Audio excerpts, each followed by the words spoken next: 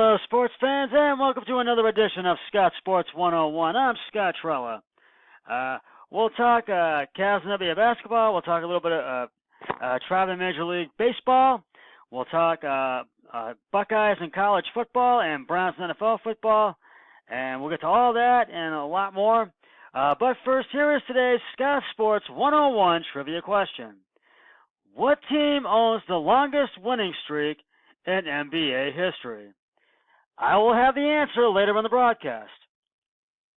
The Cavs beat the Charlotte Hornets 113-89 last night at Quicken Loans Arena to get their second win of the season. Jordan Clarkson had 24 points, 2 rebounds, and 2 assists. David Naba had 18 points, 5 rebounds, 2 assists. Rodney Hood, 16 points, 2 rebounds, and 2 assists.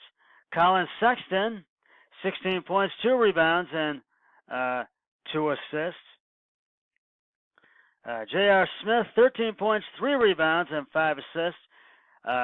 Tristan Thompson, 11 points, 21 rebounds, 5 assists. Larry Nance Jr., 7 points, 12 rebounds, and 1 assist. Andrew Harrison, 2 points, 2 rebounds, and 2 assists. And Kenny Fry, 6 points and 2 rebounds.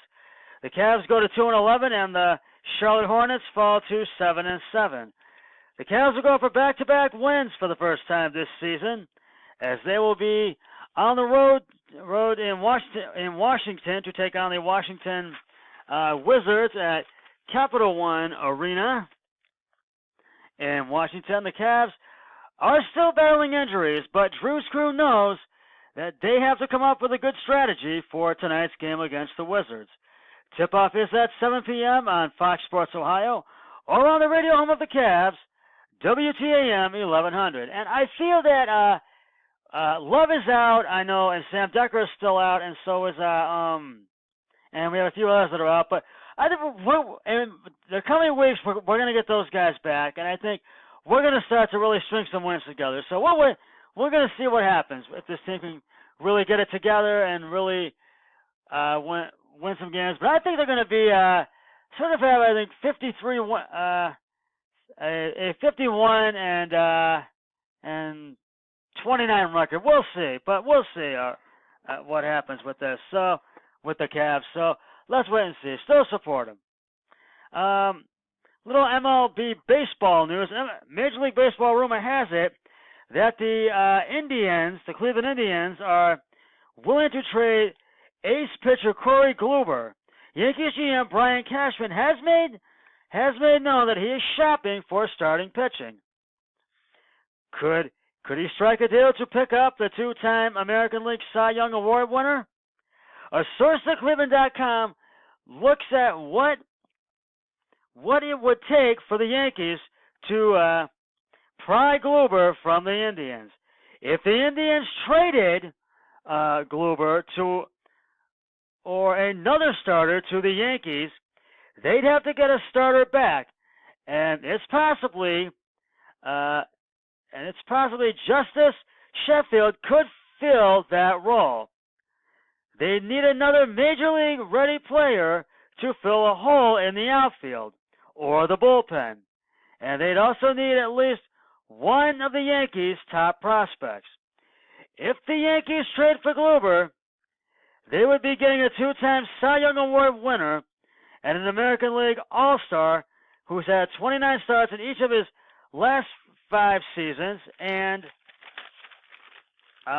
Kluber is the winner. He has won at least 18 games in 4 of the last 5 seasons. We'll see what happens, and I'll keep you posted on this story as it develops. Moving on to we're going to move on to the Buckeyes. Excuse me.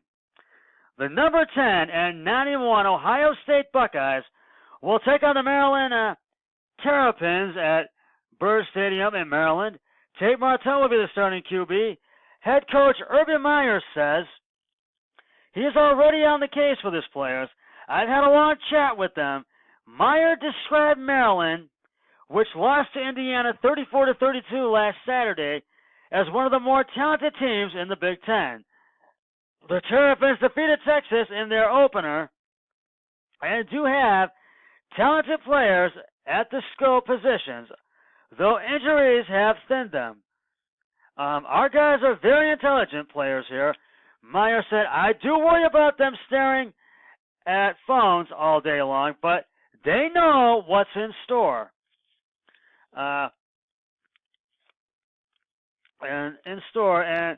I can assure the focus is going to be on winning that game on Saturday against Maryland.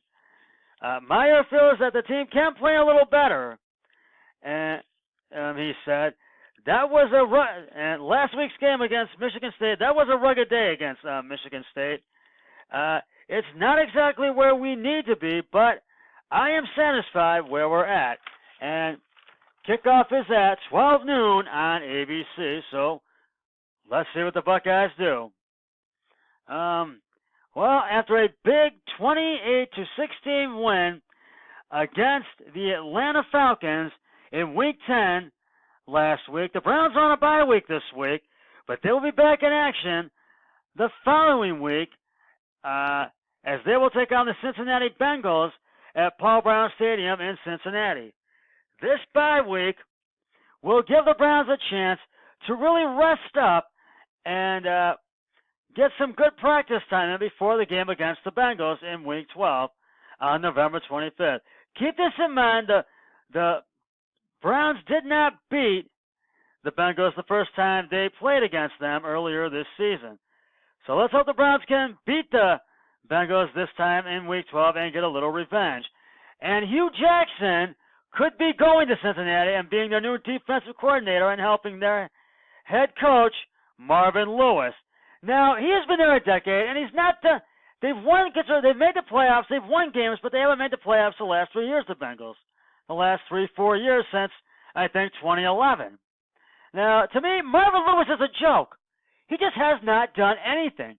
He has not seemed to get good players, and he just has not done. And I think he's on the verge of being out the door, but we're going to have to wait and see, because I think Hugh Jackson is going to be helping him out, and he's going to be the new, as they say, special assistant head coach to Marvin Lewis. So let's see what happens. Well, we'll get back to talking sports in just a minute, because I do have some information regarding next Monday night's game between the Chiefs and the Rams. But first, it is time now for the answer to today's Scott Sports 101 trivia question. What team owns the longest winning streak in NBA history? And if you said the Los Angeles Lakers, you are correct. The Los Angeles Lakers won 33 straight games in the 1971 excuse me. Let me start over again. The Los Angeles Lakers won 33 straight games in the 1971-72 NBA season. And the most in NBA history. I'll have another trivia question on my next broadcast, so stay tuned for that. I have a story that I came in in today's our Cleveland newspaper, the Plain Dealer, but also came in online and in all the TV stations and the media. Next week's Monday Night Football game between the LA Rams and the Kansas City Chiefs has been moved out of Mexico City due to poor conditions of the field at Estadio Azteca Stadium in Mexico City. In a news release, the league said it determined that the recently resodded field at Mexico City's historical stadium does not meet NFL standards for playability and consistency and will not meet these standards by next Monday night. So, the Rams and the Chiefs will play the Monday night game at LA Memorial Coliseum in Los Angeles, California next Monday. Now, I know Rams and Chiefs fans are disappointed. It's not going to be in Mexico City, but it will be in LA, so at least you'll get to see it, and it'll be better conditions and more safe in the long run. So keep that in mind, and look forward to that game next Monday night. I'll be back. I will have tomorrow the Scott Sports 101 Thursday Night Football pregame show before the Green Bay Packers and Seattle Seahawks square off in Seattle, and the postgame show immediately to follow. And I'll also have Scott Sports 101 NFL Football Sunday the pregame show for the early games and postgame show for the early games, and then the late game pregame show, postgame show, and Sunday Night Football pregame and postgame show, which the Minnesota Vikings will take on the Chicago Bears, and also Monday Night Football pregame and postgame show. So between the Rams and the Chiefs, and so I'll have it all for you. And next week, I mentioned the Sunday during Thanksgiving weekend. Next Thursday, be sure to tune into my YouTube channel for a very special Thanksgiving Day edition of Scott Sports 101. I'll go over all 3 games, NFL games that'll be played on Thanksgiving Day. Thursday Night Football pregame and postgame, I'll have that again. We'll talk Major League Baseball. We'll talk about the Cavs, talk about the Buckeyes, and we'll go all around the NFL. And I will be doing it on location at my sister and brother, at the Hoyle House, the home of my sister and brother-in-law, Jenny and Eric Hoyle. And my special guest will be my brother-in-law, Eric Hoyle, and his cousin, my cousin-in-law, Aaron Hoyle. So I'm looking forward to having them on, so tune in for that on next Thursday, Thanksgiving Day on November 22nd. Well, that's going to wrap it up for this edition of Scott Sports 101. I'll be back tomorrow with the Thursday Night Football pregame show before the Green Bay Packers and the Seattle Seahawks square off, and the postgame show once the game has concluded. But until then, always remember, be a team player each and every day in every way possible. So long, everybody. 3, 2, 1, I'm done.